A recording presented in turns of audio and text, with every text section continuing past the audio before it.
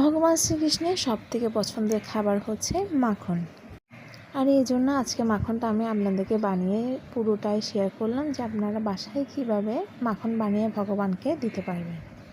আর বাইরের মাখনটা যতই অথেন্টিক হোক না কেন, যতই ভালো হোক না কেন, আপনি কিন্তু সেটা চোখে দেখতেছেন না যে তারা কীভাবে বানাচ্ছে। তো এই জন্য আমি বাসায় চেষ্টা করলাম নিজের মতো করে যতটুকু পারি ভগবানকে একটু মাখন বানিয়ে দিই। প্রথমেই ঘি নিয়ে এরপরে বরফের একটা টুকরো নিয়ে, এটা আপনি আপনার পছন্দ মতো একটা বরফের টুকরো নেবেন। এরপর যতক্ষণ মাখনের মতো একদম ঘন হয়ে আসতেছে না, ততক্ষণ পর্যন্তই এই বরফটাকে আপনি এবার করে হাত না দিয়ে ডলতেই থাকবেন, যতক্ষণ কি মাখনের শেপ আসতেছে না।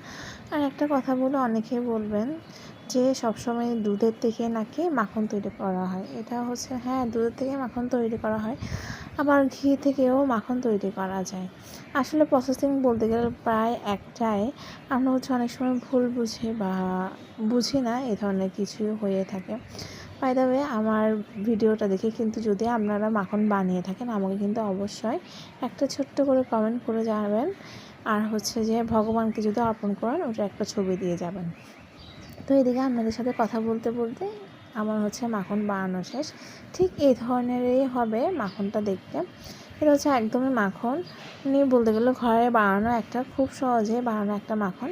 আপনারা চাইলে উপরে চিনি দিতে পারেন। আমি চিনি দিই নাই, কারণ মাখনের মধ্যে এমনিতে সচরাচর চিনি দেওয়া হয় না।